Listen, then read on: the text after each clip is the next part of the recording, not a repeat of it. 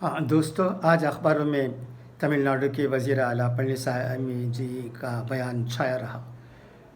उन्होंने ज़ोर देकर कहा है कि इस वबा से बचने के लिए हम सबको मिलकर काम करने की ज़रूरत है।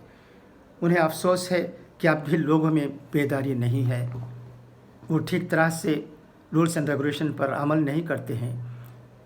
इसी वजह से चेन्नई में बीमारों की तादाद में इजाफ़ा हुआ है।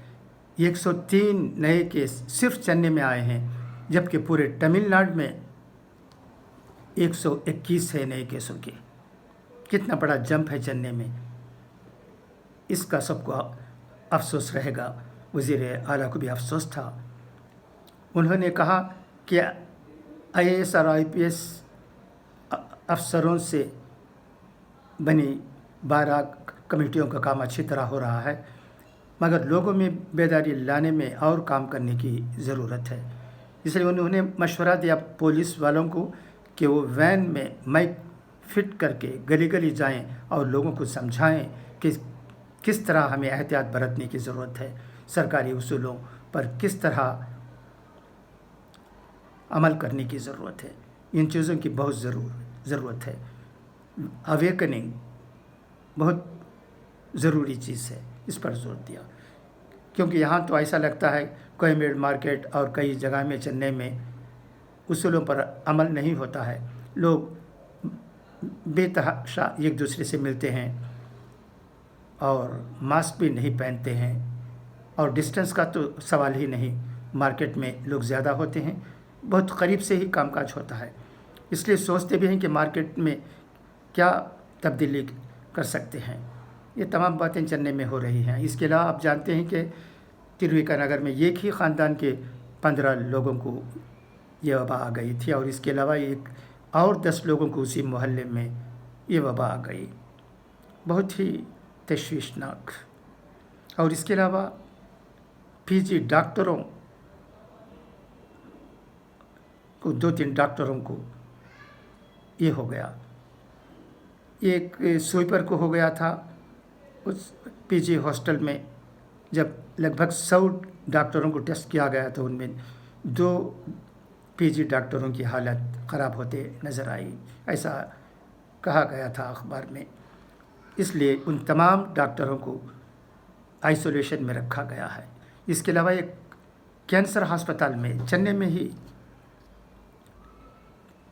3 या 4 मरीज़ों को और 2 नर्सेस को ये वबा हो गई थी। इस तरह चेन्नई में इजाफ़ा ही इजाफ़ा है।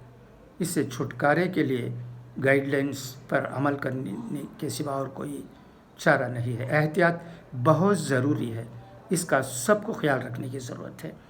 आबूर में भी ऐसा लगता है कोई नया केस सामने नहीं आया है, और जितने भी ज़र इलाज थे कोरोना वायरस में मुब्तला होकर वो भी घर लौट गए हैं। अल्लाह करे कि हालात हर जगह ठीक हो।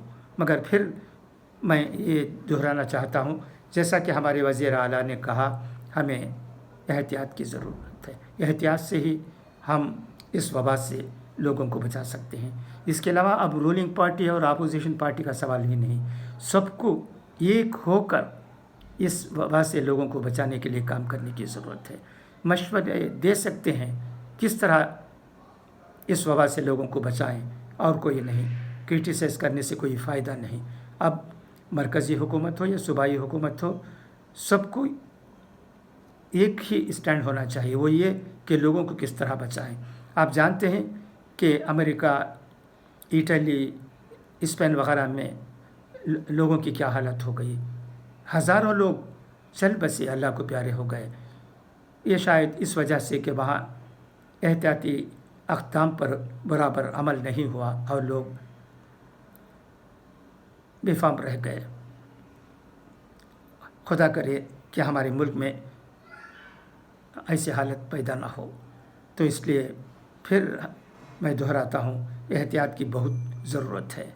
एहतियात से ही हम लोगों को इस वबा से बचा सकते हैं। तमाम लोगों को एहतियात करने की ज़रूरत है, साफ़ सुथरा रहने की ज़रूरत है, ہاتھ دھوتے رہنے کی ضرورت ہے، سوشل ڈسٹینسنگ کو اپنانے کی ضرورت ہے، اس پر عمل کرنے کی ضرورت ہے۔ یہ تمام چیزیں بہت ضروری ہیں۔ ہمیں ہدایت دے اللہ اصولوں پر عمل کرنے کا۔ اس کے علاوہ اہل سنت والجماعت کی طرف سے بھی آمبور وانیمباڑی گڑیاتم پیرنبڑ پلور وغیرہ میں ہدایت آ گئے ہیں کہ ہمیں بس گھر میں ہی نماز کی ادائیگی ہونی چاہیے، رمضان میں بھی، اور گنج وغیرہ کا انتظام بھی کسی مسجد میں نہیں ہے، گھر میں ہی بنا لیتے ہیں، گھر میں ہی نماز کی ادائیگی ہوتی ہے، تراویح کی نماز بھی گھر میں ہی ہوتی ہے۔ ہوشیار رہیں، چوکن نہ رہیں، کسی کو موقع نہ دیں کہ وہ کوئی غلط کام کرے، کہیں اور جا کر نماز پڑھے۔ اس سے بچنے کی ضرورت ہے، بچانے کی ضرورت ہے۔ اسی سے ہماری قوم کی عزت بھی ہے، ملک کو بھی فائدہ ہے۔ ہم سب کو دھیان میں رکھ کر کام کرنے کی ضرورت ہے، ہدایات کو مد نظر رکھ کر عمل کرنے کی ضرورت ہے۔ بس یہ چند باتیں تھیں میں شیئر کرنا چاہتا تھا آپ لوگوں سے۔ خدا حافظ۔